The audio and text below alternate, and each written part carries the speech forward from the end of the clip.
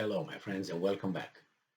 Well, the Saudis are still angry with the United States. We have an article here coming from a chief spy, Saudi chief spy who used to be an ambassador in the US, I think in Great Britain.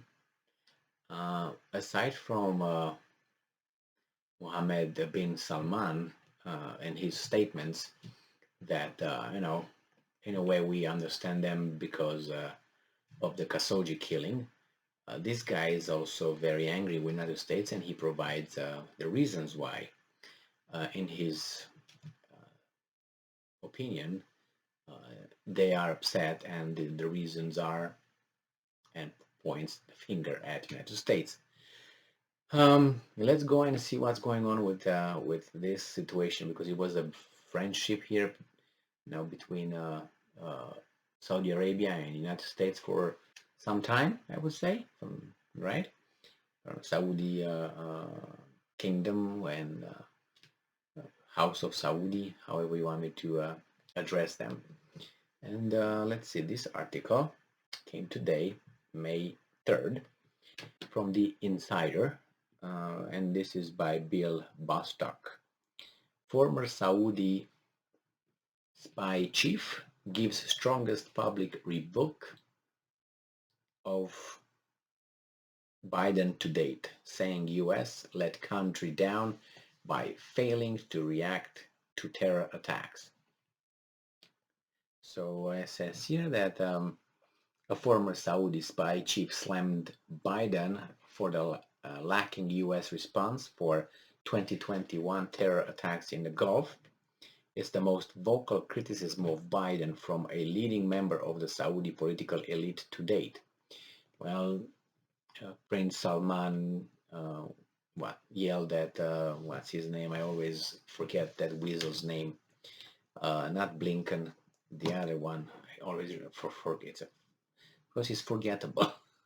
The name and the guy. It's a U.S. diplomat. I can't remember the guy's name. Never. So U.S. Saudi. He was a professor at certain university at one point, and then he kissed some behinds at Clinton and then Obama, and then he became whatever he is now. I posted a video regarding these guys getting yelled by Prince Salman. So U.S.-Saudi relations are currently at a new low, with Biden ostracizing Mohammed bin Salman over rights abuse. Only now, right? So I'm gonna go with one key point of contention is that the Saudis feel that the U.S.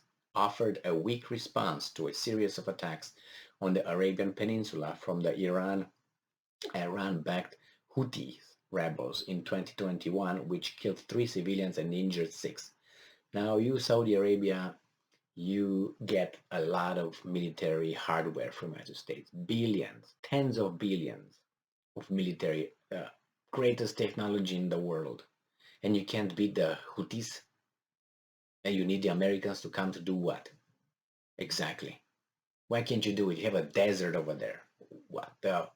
You don't have mountains and uh, how should I put it? Barriers that you. Oh my God, we can't find them. It's flat. You have cities, right? And then you have sands and dunes, and you can't destroy these guys. Really, you need the Americans to come and do it. And this is kind of embarrassing for you, Saudi Arabia. But nevertheless, I don't know what exactly the thing is over there. So the U.S. was slow to react, and several weeks later, the Biden administration delisted the Houthis terrorist designation, further infuriating Riyadh. So they say, okay, we're not going to list the Houthis organization as a terrorist organization. That infuriated the Saudis. Now, I don't know much about, I don't know almost anything about Houthis. I heard about them, I heard about Yemen, I know a few things over there, but not too deep. So I don't know if they deserve to be, if they're terrorists, if not terrorists, I do not know. And I don't think it's a reason for me to start learning about Houthis right now. Speaking to Arab News on Sunday, Prince Turki al-Faisal, the former chief of the Saudi Public Intelligence Department, said the U.S. had failed Saudi Arabia, the strongest rebuke of the Biden's administration for a leading elite Saudi figure to date. And he says here, and I'm quoting, the president of the U.S. in his election campaign said that he will make Saudi Arabia a pariah. Forgive Biden, he didn't know what he was talking. Remember, that reminds me of the Bible. They don't know what. Forgive them, Father. They don't know what they're doing. They say, forgive this guy. What's your name? Uh, Turki Al Faisal. Please forgive and forget Biden. He doesn't know what he's talking about. And of course, he went on practice what he preached. Prince Turki, who previously also served as Saudi ambassador to both the US and UK, said, and I'm quoting again, first of all, by stopping the joint operations that America had with the kingdom in meeting the challenge of the Houthi-led rebellion in Yemen against the Yemeni people, and second, among other similar actions, by not meeting Crown Prince Mohammed. The fact that President Biden delisted the Houthis from the terrorist list has emboldened them and made them even more aggressive in their attacks on Saudi Arabia as well as on UAE, United Arab Emirates, he added. It's they said, why do you need the Americans to come and take care of the Houthis? How many are these Houthis? I mean, really? But I don't know not all. I don't know almost anything about the whole thing, so I can't say. But Biden made some undiplomatic statements. He brought the CIA report that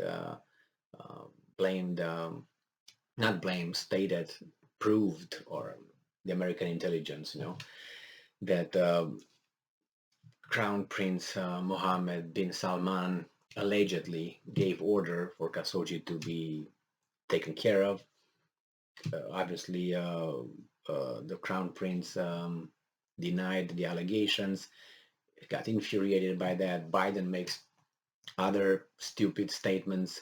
Then the Saudis don't get, support that they wanted from United States regarding against those Houthis and the terrorists. Then they delist the Houthis as a terrorist organization. So, yeah, and then after the Ukraine war started, then the Americans go and tell the Saudis to increase the output of oil on the market. Are you kidding me? That's exactly what those guys said. Off, and they sent the Americans packing. And then what's his name? Ben Johnson. Boris Johnson, Prime Minister of Great Britain, came over there and he thought he's gonna do his magic, and it didn't work, his magic. And he went to India and tried his magic over there. It didn't work. So nevertheless, they tried all these little schemes over here, and the Saudis are upset. Now I don't know if they can be upset and how strong they are, because that's a term. It's called regime change, and I'm afraid for the House of Saud that that wind will blow from the west, from across the Atlantic Ocean, over the Africa and the Red Sea over there, and slip into the Saudi Arabia. Well, good luck, guys. But nevertheless, I like independence. I like to see people that are strong. They have, and so far, this guy, if he's a criminal, what's his name? Bin Salman, I don't know. He's got them, and he shows it. Thank you very much for being with me again today. Stay strong, stay smart, look for the truth, and be just. See ya.